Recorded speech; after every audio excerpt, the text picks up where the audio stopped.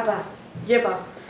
Gu Landaberriko ikastetxeko DBH-ko ikaslea gara, eta LMLK tailerra egiten dugu. Bertan, astero albiste bat igotzen dugu Gazteen atalean, txintxarri.info, eta hilabetero albistegi bat. Hauek izan dira gertakari nagusiak: KTG-ren hasiera, Zarren omenaldia, Aniztasunaren festa, Fran Tokeroren omenaldia, Krosa, Ostarliga Baska eta Kiroldegia. Orain Padriategiko lokalean gaude. Padriategi urriaren 3 hasi zen. Gazteek elkarren artean euskaraz egiteko eskolaz kanpoko ekintza da. Aurten 151 pertsona apuntatu dira. DBH bateko 60 pertsona, DBH biko 14 pertsona, DBH biko 38 pertsona eta DBH lauko 19 pertsona. Padriategik 3 lokal desberdin ditugu eta monitoreak ere desberdinak izaten ditu. Amaitzeko ostiraletan egiten den ekintza da. Eta monitoreek antolatzen dizkiguten ekintzak oso dibertigarriak eta oso pasatzen ditugun ekintza batzuk izaten dira. Urriaren 1-tik 8 bitartea Lasarterako nagusien omenaldia ospatu zen. Bertan adineko pertsonek hainbat ekintza ospatu zituzten. Astean zehar ospakizun asko egin zituzten, baina garrantzitsuenak asteburuak izan ziren. 40 bikote herriaren inguruan ibilaldi bat egin zuten, eta bestalde 370 lagun elkartu ziren bazkari bat egiteko. Bertan 2 pertsona omenduak izan ziren, 92 urte izateagatik, Laura Munduate Arruti eta Pedro Eskaño Sanz hain zuzen ere. Eguraldi ona izan zuten ekitaldia izateko, euri pixka bat egin zuen arren. Garrantzitsuena adinekoak ondo pasatzea izan zen.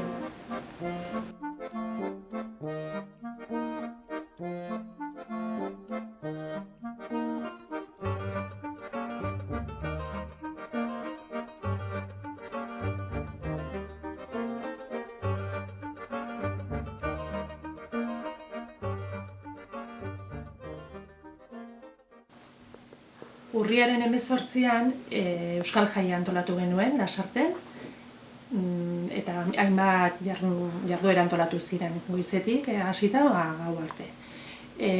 Goizean ibilbide giratua izan genuen erdigunean, jarraian kantu eta dantza jira txiki, bertan partaidetza handia izan zen, bai guraso, haur eta helduak ere, eta jarraian bazkaria Okendo plazan. Gero arratsaldean jolasak, kirola eta bukaerarako erromeria. Jende asko, herritar asko parte hartu zuten, eta gehienak baserritarrez jantzita, eguraldia lagunduta ere, giro honean polita pasatzeko aukera izan genuen.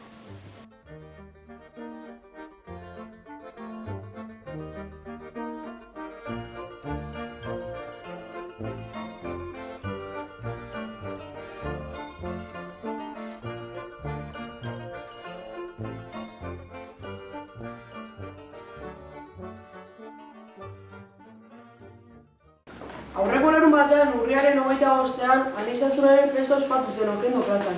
Bertan kultura ezberdinetako pertsonak elkartu ziren, eta herrialde bakoitzeko jendea dantza eskaini zituzten, eta kultura bakoitzeko janaria saldu ere. Arratsaldeko 5etan amaitu zen festa. Bestalde, flash mob bat grabatu zen. 12etan hasi ziren ensaiatzen, eta orduetan grabatu zuten.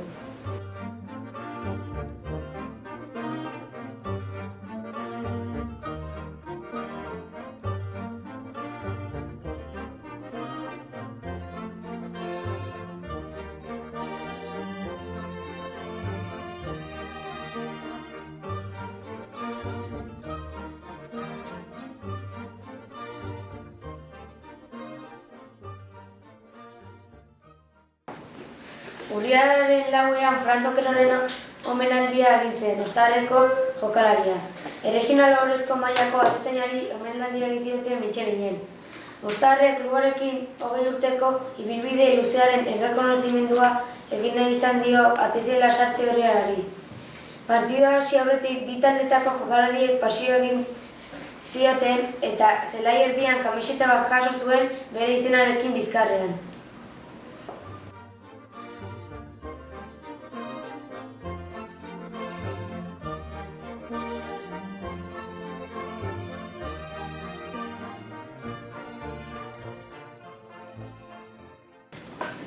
Urriaren azkeneko igandean, Lasarte horia bai, Crossaren 19. edizioa ospatu zen.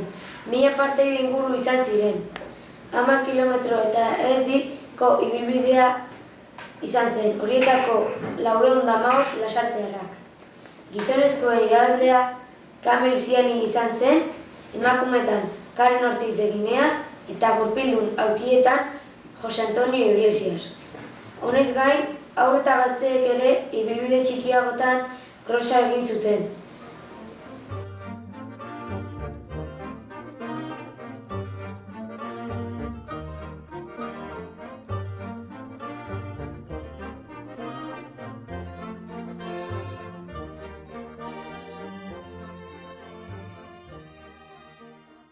Euskal Liga aurreko larunbatean, azaroaren batean, Lezaman Oztaharrek Atletiken aurka jolastu zuen. 4-2 geratu ziren. Oztaharreko golak Jon eta Torra sartu zituzten. Oztaharrekoak jeisteko zorian daude. Eta bakarrik bat irabazi dute eta 2 berdinketa.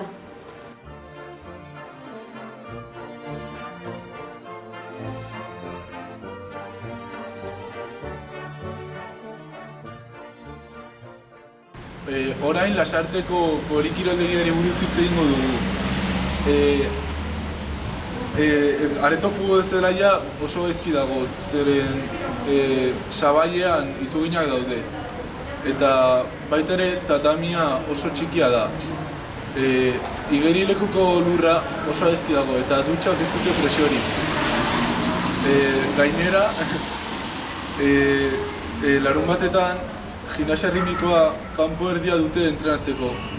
Beste kanpo erdia dute saskibaloikoek partida daukatelako. Nire proposamena da berriztea edo handigoa egitea.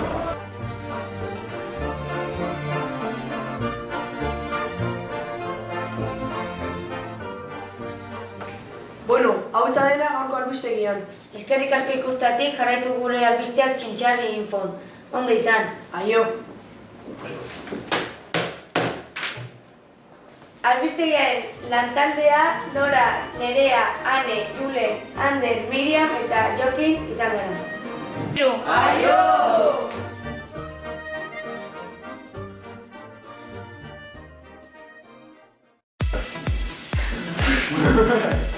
A ber, jarri hor, egin hola, egin. Orain Lasarteko polikiroldegiari buruz hitz egingo dugu. Orain Padriateko lokalean gaude. Padriategi urriaren 3 hasi zen. Gazteek euskaraz egiteko ezin. Joder, que ya lo había dado. Bueno, hau izan dena gaurko albistegian. Eskerrik asko ikusteagatik eta Txintxarri infon albiste gehiago izango dituzue eta ondo izan. Aio! Joder.